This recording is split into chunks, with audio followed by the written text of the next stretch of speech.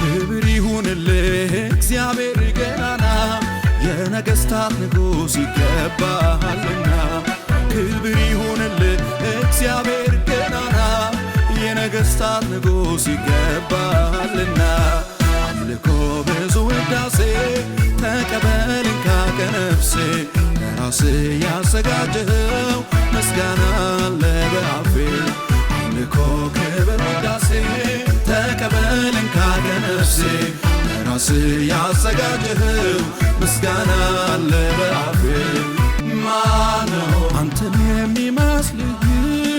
ማነው አንተን የሚመስልህ